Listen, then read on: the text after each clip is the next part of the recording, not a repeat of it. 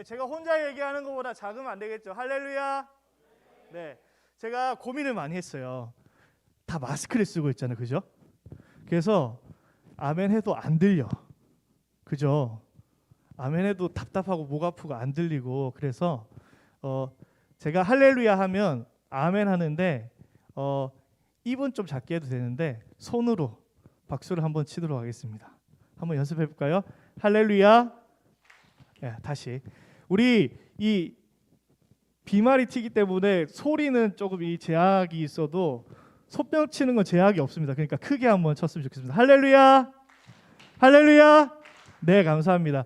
제가 혹시나 설교 시간에 할렐루야 하면 이렇게 하시면 됩니다. 아시겠죠? 할렐루야. 여기 아주 좋습니다. 예. 진짜 감회가 저는 정말 새로워요. 왜 그러냐면 제가 경산중앙교회 고등부에 부임하고 2주 있다가 다시 헤어졌어요. 2주 있다가 얼굴도 제대로 모르고 이름도 제대로 모르는데 2주 있다가 헤어졌어. 그리고 1학년이 올라왔어요. 1학년 손 들어보세요. 1학년. 네. 네, 감사해요. 손 내리시고. 1학년이 새로 올라왔어.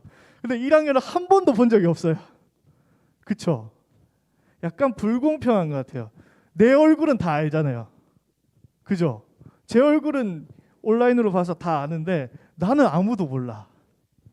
그래서 이날을 진짜 기다렸습니다. 여러분은 안 기다렸나요? 안 보고 싶었나요? 우리 선생님들만 보고 싶고. 네, 우리 친구들, 저는 그래요. 예배 드릴 때 한 사람도 놓치고 싶지 않아. 고등부에 올라와서 중등부 때 어땠는지 모르겠어요. 작년 고등부에 어땠는지 모르겠어. 근데 저는 한 사람도 놓치고 싶지 않아요. 어쨌든 예배에 나왔잖아요, 그죠? 부모님 끌려왔든지 아니면 스스로 왔든지 기대하는 마음으로 왔든지 어쨌든 예배 가운데 나왔어요. 그래서 한 사람도 놓치고 싶지 않아요. 그래서 저를 무조건 쳐다봐 줬으면 좋겠어요. 만약에 저를 지금 안 쳐다보신다 그러면 저는 마음의 준비가 됐으니 설교 시간에 마음껏 질문하여 주시옵소서라고 이해를 하도록 하겠습니다. 그렇죠? 네, 저를 봐주시면 감사하겠습니다. 네, 오늘 말씀이 쉽지는 않을 텐데 적으시는 친구들은 적고 말씀을 한번 찾으면서 잘 따라왔으면 좋겠습니다. 여러분, 코로나가 걸리면 죽을 수도 있습니다. 그렇죠? 네, 저 마스크 쓰고 설교하는 건 진짜 처음인데 지금 너무 답답해요. 목도 지금 마르고. 근데 코로나 혹시나, 그죠? 가능성은 없지만 혹시나 걸리면 죽을 수도 있잖아요. 그죠? 너무 극단적인가요? 코로나가 혹시나 이 친구들 중에 한 명이 걸리면 전염될 수 있잖아요. 그죠? 그래서 우리 지금 불편하지만 옆에 이렇게 거리를 멀리 두고 마스크를 다 쓰고 예배 드리고 있어요. 그런데 만약에 코로나가 걸렸다면 어떻게 해야 될까요? 코로나 걸렸어. 어떻게 해야 되죠? 신고하고 치료받아요. 네, 아주 간단하죠, 그죠? 간단한데 그게 복잡해서 문제지. 우리가 무언가 병에 걸리면, 죽을 병에 걸리면 어떻게 하면 되냐면 치료받으면 돼요. 맞죠? 코로나가 지금 우리를 힘들게 하는 이유 중에 큰 이유 중에 하나는 아직 제대로 된 치료약이 없으니까 우리가 지금 이렇게 마스크 다 쓰고 있는 거잖아요. 그죠? 감기 같은 거는 걸려도 나을 수 있으니까 괜찮은데 코로나는 지금 걸리면 나을 수 있는 방법이 마땅치가 않아요. 그죠? 그래서 우리가 이렇게 힘들게 하고 있어요. 코로나가 걸리면 몇 퍼센트가 죽는가 한번 제가 찾아봤어요. 사스 알아요? 사스가 치사율이 9.6%였습니다. 메르스는 치사율이 20에서 30%. 그리고 신종 코로나 바이러스, 지금 우리가 마스크 쓰고 있는 이 상황에서 치사율이 2.3%. 네. 조류 독감이 치사율이 50에서 60%. 그런데 제가 이 얘기를 왜 하냐면 코로나보다 더 무서운 병이 있어요. 코로나보다 더 무서운 병이 뭐가 있을까요? 뭐 조류독감 뭐 이런 거 나오긴 했는데 여기서 가장 치사율이 높은 병보다 훨씬 무서운 병이 있어요. 무슨 병일까요? 바로 죄의 병입니다. 죄의 병에 걸리면 치사율이 100%예요. 전염성도 엄청 강해요. 한 명이 걸렸는데 온 인류가 다 감염됐어요. 그래서 다 죽을 수밖에 없게 된 거죠. 근데 우리가 이 죄의 병에 걸렸을 때 어떻게 해야 될까? 이미 우리가 죄를 지었기 때문에 죄의 병에 다 걸렸는데 어떻게 해야 될까? 그 다음 단계가 우리가 생각해야 되는 단계거든요. 어떻게 해야 되죠?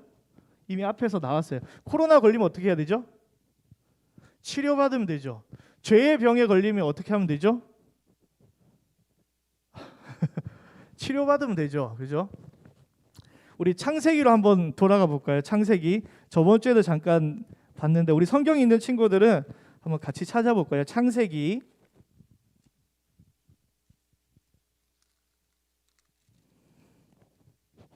창세기 2장에 보면 저번 주에 3장을 봤거든요. 3장 얘기를 잠깐 하면 3장에 선악을 알게 하는 나무의 열매를 하와가 먹었습니다. 그죠?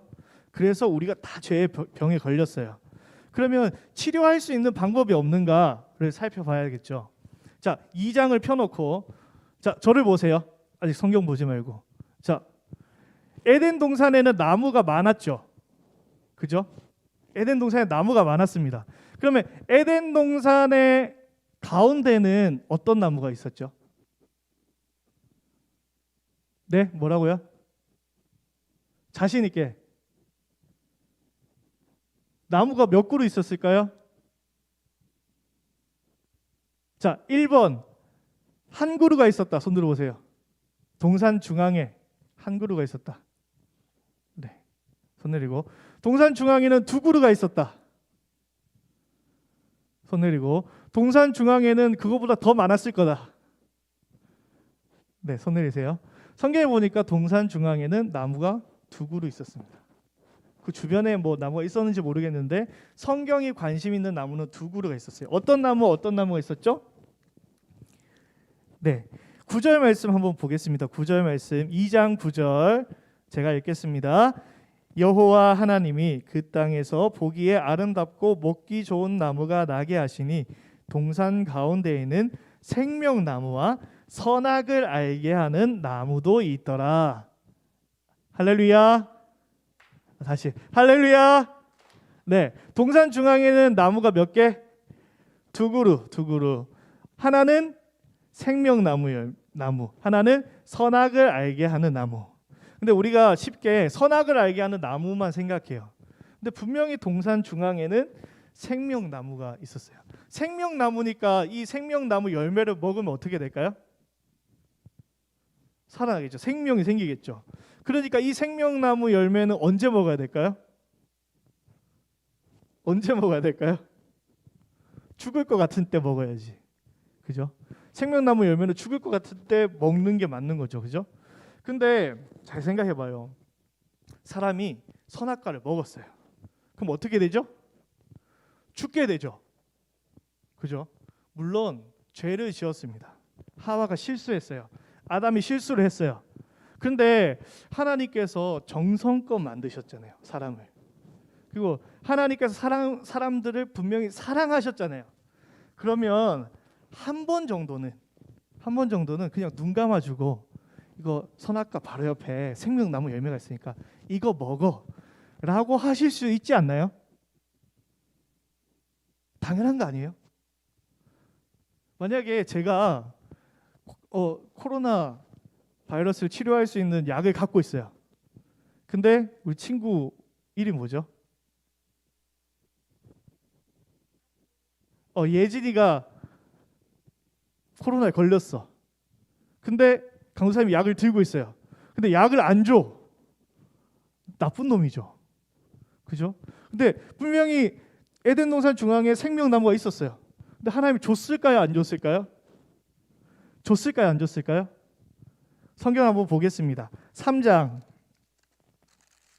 3장 22절부터 24절까지 보도록 하겠습니다. 3장 22절부터 24절까지 제가 읽겠습니다.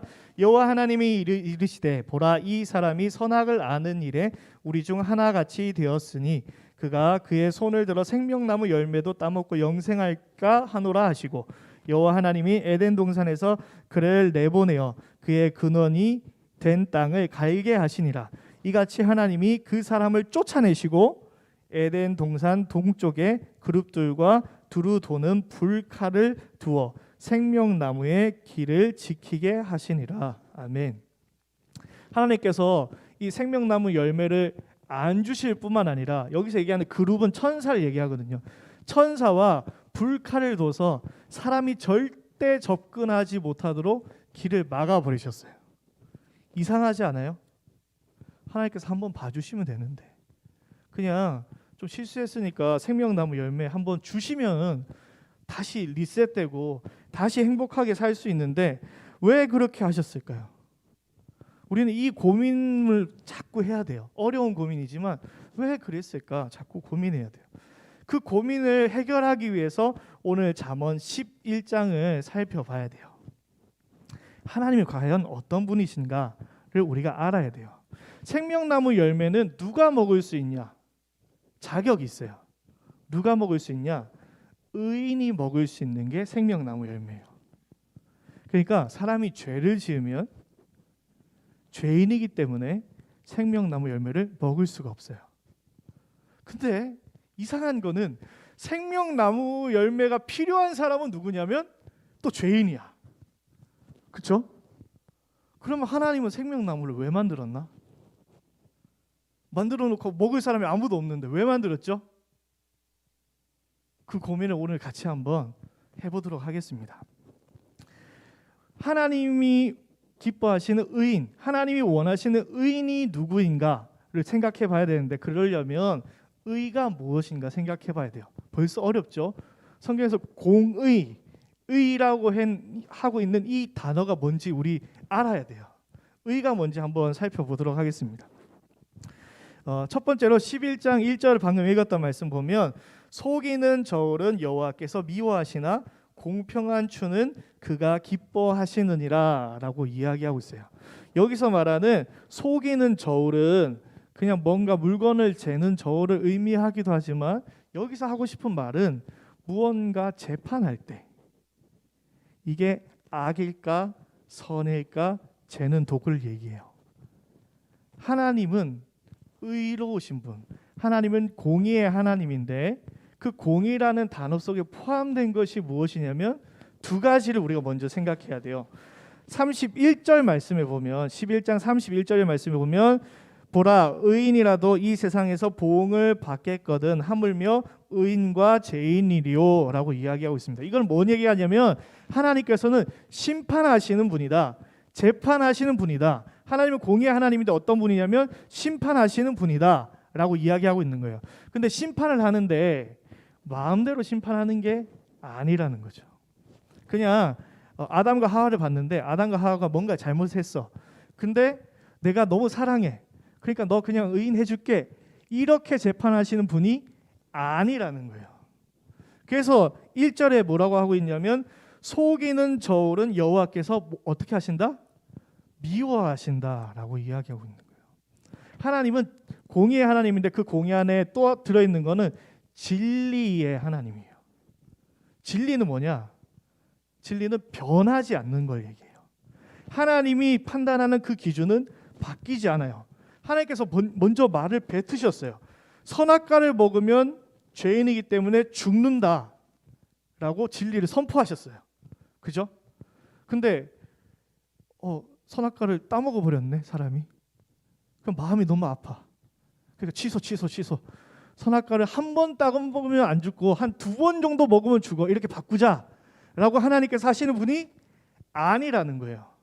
하나님은 진리의 하나님이시기 때문에 한 번 하신 말씀 그리고 하나님의 기준은 변하지 않는다라는 걸 보여주고 있어요. 그래서 여호와께서 미워하시나 공평한 추는 그가 기뻐하시느니라 라고 이야기하고 있습니다. 하나님께서는 그 진리 가운데 정확하게 의와 그리고 죄, 악인과 그리고 의인을 판단하신다라고 우리한테 이야기해주고 있는 거예요. 근데 저번 주에 우리가 같이 배웠어요. 저번 주 제목이 기억이 나는 친구 있나요? 저번 주 설교 제목 기억이 나는 친구? 아무도 없나요? 저번 주 설교를 다시 시작해야 되나요? 네, 저번 주 제목은 이거였어요. 선과 악을 분별하는 지혜. 네. 우리 친구들은 교회 오래 다녔죠. 대부분. 나는 교회 다닌 지 10년 넘었다. 손 들어보세요. 난 교회 다닌 지 10년 넘었다. 높이 한번 들어봐 주세요. 잘 안 보이니까. 네. 손 내리세요. 자, 교회를 오래 다닌 친구들이 대부분인 것 같아요. 이 친구들은 선과 악에 대해서 분별할 수 있는 지혜가 있어요, 없어요? 그냥 가볍게 생각하면 이게 하나님께서 기뻐하신 일이고 이게 하나님께서 기뻐하시지 않는다라는 거를 알아요, 몰라요? 알아요, 몰라요? 제가 한번 내볼까요? 예배 시간에 지각하는 거 하나님 기뻐하신 일이에요, 아니에요? 아니죠. 성경을 읽지 않고 살아가는 거 하나님 기뻐하신 일이에요, 아니에요? 아니죠. 찬양 시간에 찬양 안 하고 가만히 있는 거 하나님 기뻐하실까요, 안 기뻐하실까요? 아니죠. 이렇게 쉽게 다 판단이 된단 말이에요. 그죠? 우리는 그 지혜가 어느 정도 다 있어요. 소위 말하는 교회 짬밥이 있기 때문에 다 알아. 근데 문제가 뭐예요? 그렇게 못하잖아요. 이론은 너무 잘 알고 있는데 그렇게 못해요. 근데 여러분만 그렇게 못하는 게 아니라 모든 사람은 다 하나님의 기준에 이룰 수가 없어요. 그러니까 하나님의 말씀을 배울수록 진리를 배울수록 우리가 어떻게 생각하냐면 나는 천국에 못 갈 것 같은데 포기해야겠다 라는 생각이 나오는 거예요. 제가 신방을 하면서 같이 신방했던 친구들한테 제가 무조건 물어보는 질문이 하나가 있는데 당장 죽으면 천국 갈 수 있냐? 라고 물어봐요.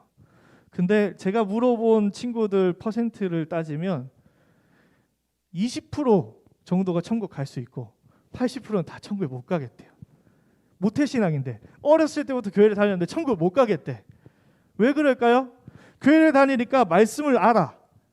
뭐가 선이고 뭐가 악인지 알아요. 근데 이걸 알아갈수록 나는 그걸 지키지 못하는 게 점점 드러나요. 그죠? 그래서 천국 갈 자신이 없어지는 거야. 나 같은 사람이 어떻게 천국 가겠어? 나 지옥 가도 할 말이 없어. 라고까지 생각하게 되는 거죠. 혹시 그렇게 생각하고 있는 친구가 있나요? 하나님의 지혜를 알기는 아는데 선과 악을 구별하는 지혜에 머물러 있으면 그런 생각에 빠질 수 있어요.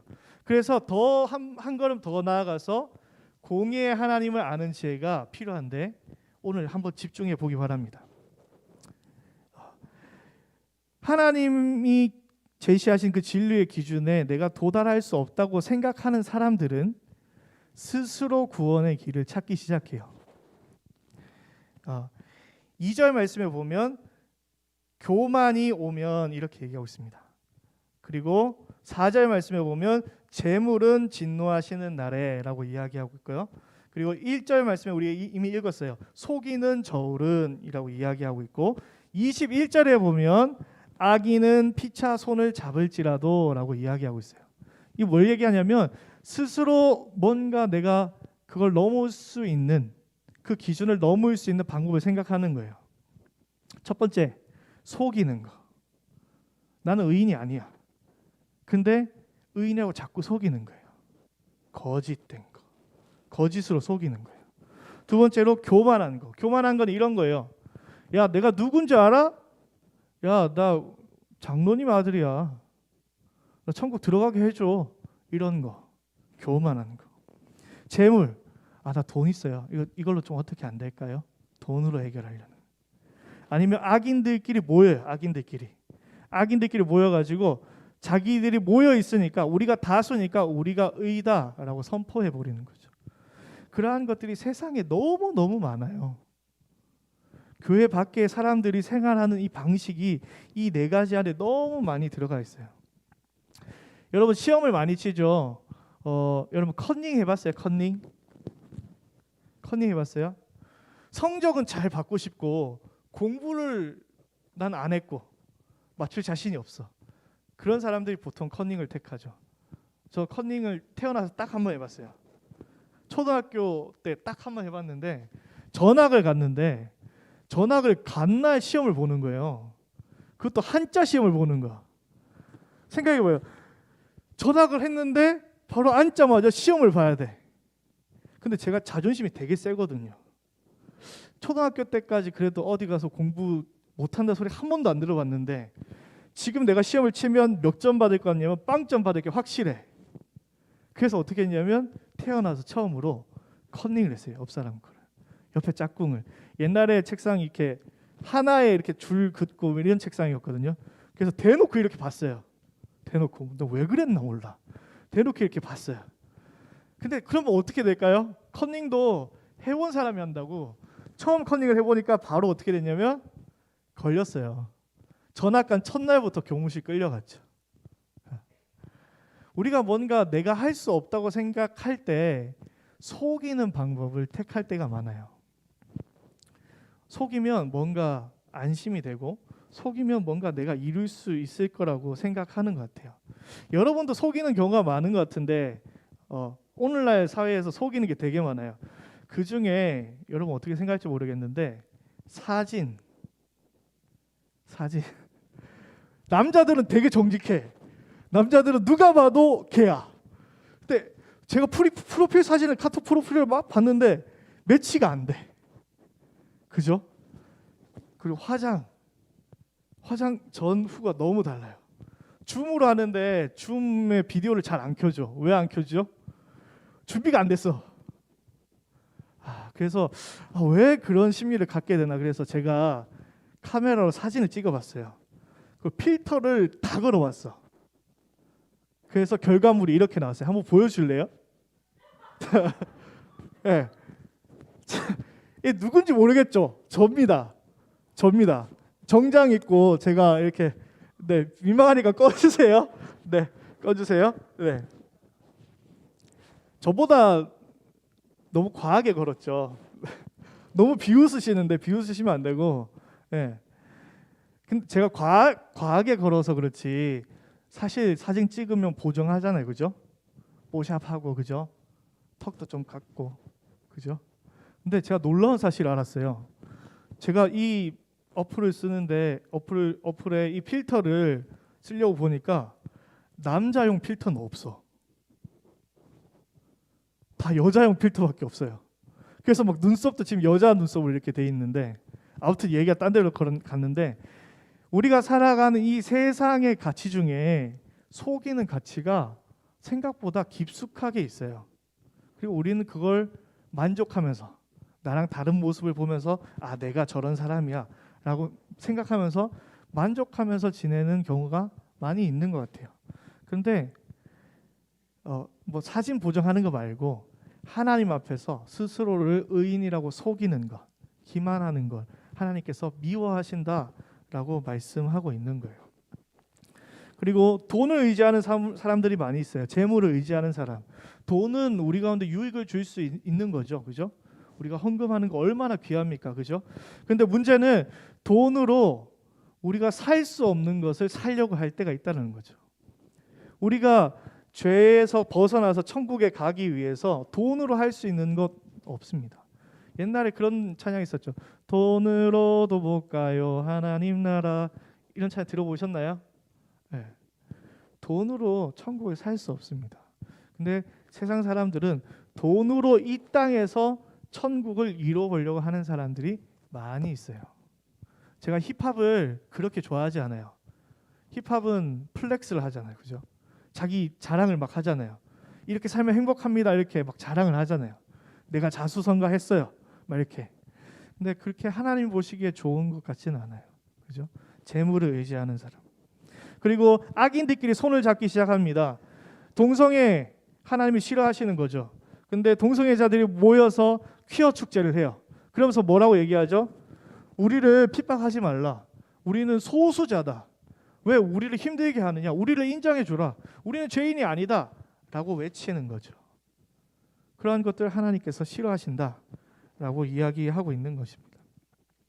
하나님은 진리로 선과 악을 판단하시기 때문에 하나님께서는 속이는 것, 재물을 의지해서 거치장을 하는 것, 모여서 자신들이 의인인 양 뽐내는 것, 그런 것들을 다 싫어하신다라고 오늘 잠언 말씀이 우리 가운데 말씀하고 있는 겁니다.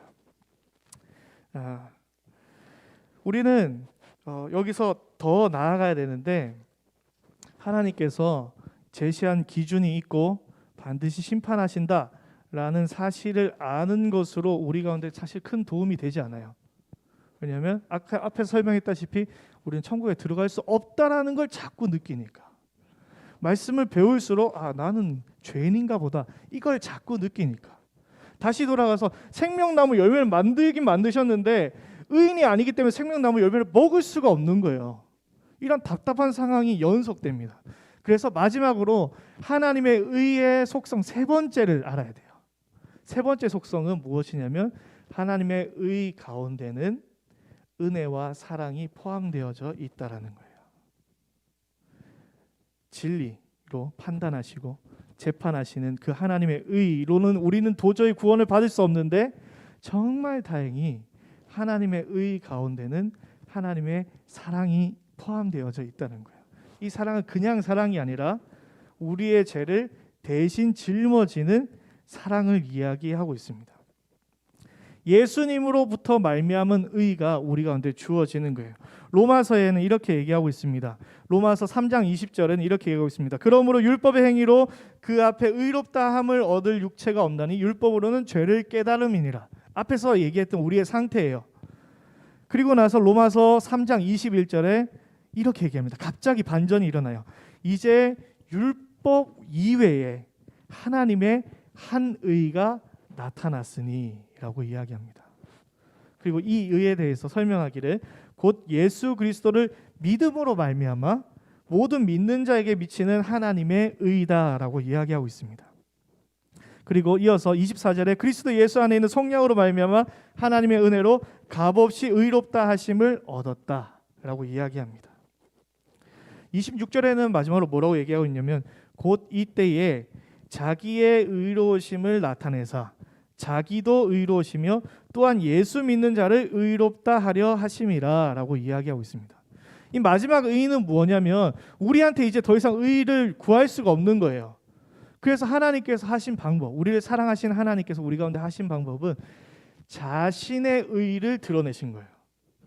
예수님이 이 땅에 의인으로 오셔서 그 의를 우리에게 주시는 거죠. 다시 얘기하면 생명나무 열매는 의인만 먹을 수 있습니다. 의인만 터치할 수 있어요. 의인만 가까이 할 수 있어요. 그러면 방법이 있는데, 우리 말고, 우리 못 가니까 우리 말고 또 다른 의인이 생명나무 열매를 따서 우리한테 먹여줘야 되는 거죠. 그걸 하실 수 있는 분이 누구냐면 바로 예수 그리스도라는 겁니다.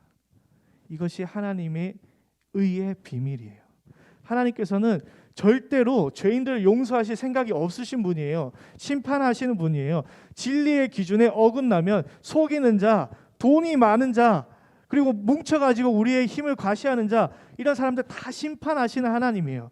그런데 하나님께서 우리를 사랑하셔서 우리 가운데 은혜를 베푸셔서 또 다른 길을 여셨는데, 바로 예수님을 이 땅에 의로 보내주셨다는 거예요. 지금부터 하는 얘기를 잘 들으셔야 돼요. 여러분 스스로 성경을 배울 때, 교회를 오래 다닐 때 여러분이 나는 천국에 갈 자격이 없어 라고 점점 깊이 생각한다면 여러분은 정말 큰 오해를 하고 있는 거예요. 여러분의 의 때문에 천국에 갈 수 있는 게 아니라, 생명나무의 열매를 먹을 수 있는 게 아니라, 예수님이 여러분 가운데 있기 때문에, 여러분 안에 있기 때문에 예수님으로 말미암아 구원받는 거예요. 그런데 왜 그렇게 하나님께서 복잡하게 하시느냐? 창세기로 돌아와서 내가 선악과를 먹었어. 그리고 또 옆에 생명나무가 있네. 생명나무 또 먹었어. 또 선악과 먹었어. 생명나무 먹었어. 이러면 문제가 뭐죠? 계속해서 죄를 짓고 살겠죠. 그죠? 죄를 계속해서 지어도 난 괜찮아. 난 생명나무 열매 먹으면 되니까. 교회 다니는 친구들 중에도 그런 친구 종종 있어요. 난 예수님 믿었으니까 죄 지어도 상관없어. 막 살아도 상관없어. 난 그래도 천국 가니까 이걸 하나님께서는 원하시지 않는 거죠. 우리를 통해서 하나님께서 영광 받으셔야 되는데 그렇게 살아가는 인생을 원하시지 않는 거예요. 그래서 좀 더 어려운 길, 예수님께서 우리를 위해서 우리의 짐을 다 지시고 우리의 죄의 짐을 다 지시고 십자가에 달려 돌아가셨어요. 돌아가시고 성령을 보내주셔서 우리 가운데 함께 하시면서 우리 가운데 의의 역사가 일어날 수 있도록 인도하십니다. 그래서 우리가 의인이 되는 거죠. 그래서 생명나무를 열매를 먹을 수 있는 겁니다.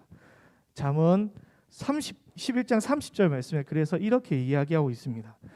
의인의 열매는 생명나무라 라고 이야기하고 있습니다. 의인이 생명나무 열매를 맺습니다. 예수님께서 그 생명나무 열매를 여러분에게 주실 겁니다. 여러분 하나님의 공의를 좀 알아가기를 소망합니다. 마지막으로 조금 더 설명하고 마칠 건데요. 마태복음 13장 44절부터 보면 천국은 마치 하면서 이야기가 나옵니다. 신방 때 얘기를 나눴던 친구들도 있는데 거기에 보면 세 가지 비유가 나와요. 맨 마지막 비유는 물고기를 잡아요. 배에 그물을 내리고 바다에서 육지로 물고기를 잡아서 끌어옵니다. 모든 것이 다 걸리게 끌어옵니다. 그런데 거기 안에는 원하는 물고기도 있고 원치 않은 물고기도 있죠. 이게 마지막 때와 같다라고 성경은 이야기하고 있습니다. 모두가 심판대 앞에 설 거예요. 주의 진리의 심판대 앞에 설 거예요. 좋은 물고기가 될 수도 있고 나쁜 물고기가 될 수도 있습니다. 그리고 나서 그 위에 비유는 무엇이냐면 진주장사 이야기가 나와요. 이 진주장사는 진주를 바라보며 사는 사람입니다. 우리 친구들 중에 진주 좋아하는 사람 있나요? 진주 좋아하는 사람 아무도 없나요? 저 진주 별로 안 좋아해요. 선생님 드셨는데 진주 좋아하는 사람한테만 가치 있는 거예요. 그죠? 좋아하지 않는 사람한테는 그게 가치가 안 될 수도 있습니다. 근데 이 진주장사에게는 이 진주는 소중한 거죠. 그것을 찾아서 헤맸어요. 찾아 헤매다가 진주를 발견했습니다. 그리고 나서 한 행동이 놀랍습니다. 이 진주 얼마예요? 물어보지 않아요. 그냥 전 재산을 다 줘버립니다. 그리고 그 진주를 사죠. 이제 그 진주가 원래 얼마였던지 상관없이 엄청 귀한 진주가 되어버렸어요. 우리가 하나님의 기준에 진리의 기준에 미달이었어요. 다 미달이었는데 예수님이 이 땅에 오셔서 우리에게 전부를 주시고 우리를 사버렸어요. 그래서 우리의 기준이 올라간 거예요. 우리의 가치에 올라간 거예요. 그래서 우리를 천국을 소유할 수 있게 됐고 생명나무 열매를 먹을 수 있게 됐고 의인이 될 수 있게 되었습니다. 그런데 우리가 그 사실을 모르고 있어요. 모르고 있는 상태에서 첫 번째 비유가 등장합니다. 천국은 마치 밭에 감추인 보화와 같으니. 우리가 몰랐는데 교회를 다니다 보니까 몰랐는데 뭐가 있어? 파봤더니 보물이 있어. 근데 그 보물, 이때까지 몰랐던 보물이 무엇이냐면 하나님께서, 예수님께서 나를 사랑하셔서 나를 위하여 전부를 내어주셨구나 라는 걸 깨닫기 시작한 거예요. 그래서 그게 너무 귀하니까 나의 전부를 팔아서 내가 이전에는 그냥 포기하고 죄악 가운데 살았는데 그게 아니라 어떻게 하나님을 위해서 살까 고민하는 삶으로 바뀌게 되는 이야기가 마태복음 13장에 기록되어져 있습니다. 말씀을 정리하겠습니다. 우리가 오늘 좀 어려운 말씀을 배웠지만 하나님의 공의에 대해서 알았으면 좋겠어요. 하나님께서는 반드시 심판하십니다. 진리의 기준 가운데 심판하십니다. 그래서 우리는 그 진리의 기준을 만족시킬 수 없는 연약한 죄인이었습니다. 그런데 하나님의 의 가운데는 사랑이 있어서 은혜가 있어서 그 은혜로 말미암아 예수님으로 말미암아 우리가 그 하나님의 의 가운데 들어갈 수 있게 되었습니다. 그것을 기억하시면서 감사하면서 하나님께 예배할 수 있는 우리 모든 친구들 되기를 간절히 축복합니다. 같이 기도하겠습니다. 같이 마음을 모아서 기도할 때에 이렇게 기도하였으면 좋겠습니다. 하나님 아버지, 우리를 위하여서, 우리를 살리시기 위하여서 우리는 절대로 진리의 기준 가운데 합격할 수 없지만, 천국에 들어갈 수 없는 존재이지만, 생명나무 열매를 먹을 수 없는 존재이지만 예수님을 이 땅에 보내주셔서 우리가 하나님의 은혜로 그 기준을 통과할 수 있도록 생명나무의 열매를 먹을 수 있도록 인도하여 주시는 하나님 참으로 감사합니다. 그런데 내가 그걸 잘 몰라요. 하나님께서 내게 주신 사랑을 잘 모르겠어요. 하나님께서 내게 주신 그 가치를 잘 모르겠어요. 하나님, 오늘 나의 마음을 만져주셔서 내가 천국의 보물을 발견할 수 있도록 인도하여 주시옵소서. 하나님 주신 그 보화를 발견하고 기뻐하며 주님 앞에 나아갈 수 있도록 인도해 달라고 이 시간 같이 주님 앞에 기도하도록 하겠습니다. 기도합니다. 사랑과 은혜가 충만하신